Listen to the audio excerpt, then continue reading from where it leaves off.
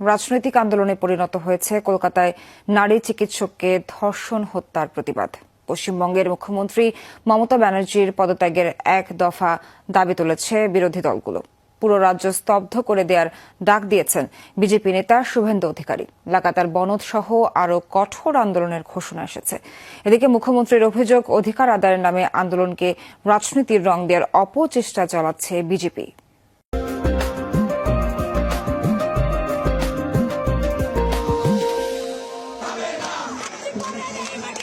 নারী চিকিৎসককে ধর্ষণ ও হত্যার প্রতিবাদে বিক্ষোভে উত্তাল পশ্চিমবঙ্গ। রাজ্যের প্রায় প্রতিটি শহর বিচারের দাবিতে মুখর।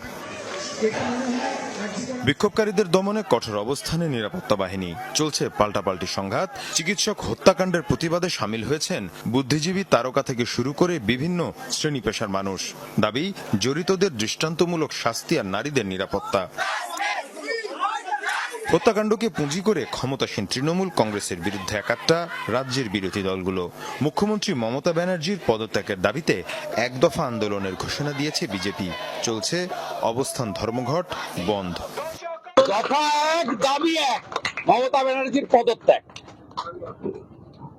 কালকে 2000 বিশেষ সম্প্রদায়ের লোককে জড়ো করে ডাক্তারি ছাত্রদের উপর আক্রমণ করেছে।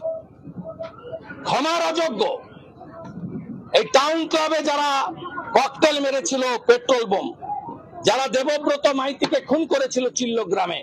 দিল্লি, মহারাষ্ট্র সহ বিভিন্ন রাজ্য চলছে আন্দোলন। মমতার বিরুদ্ধে সরব কেন্দ্রীয় বিজেপিও।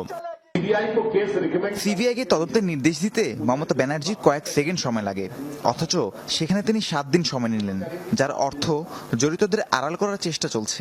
এ কারণেই মানুষ ক্ষুব্ধ। এদিকে মমতা ব্যানার্জির অভিযোগ, ছাত্র আন্দোলনে বহিরাগতরা ঢুকে নাশকতা চালাচ্ছে। দাবি আদায়ের নামে সরকার পতনের আন্দোলনের চক্রান্ত বিরোধীদের। যারাই তাণ্ডব করেছে তারা কিন্তু ছাত্র আন্দোলনের সাথে, এই আরজি করে ছাত্র আন্দোলনের সাথে যুক্ত নয়। তারা আউটসাইডার আমার যতদূর মনে হয়। আমি যতটুকু ভিডিও দেখতে পেয়েছি, কারো হাতে ন্যাশনাল ফ্ল্যাগ, তারা হচ্ছে বিজেপি, আর কারো হাতে ডিওয়াইএফ এর সাদা লাল ফ্ল্যাগ।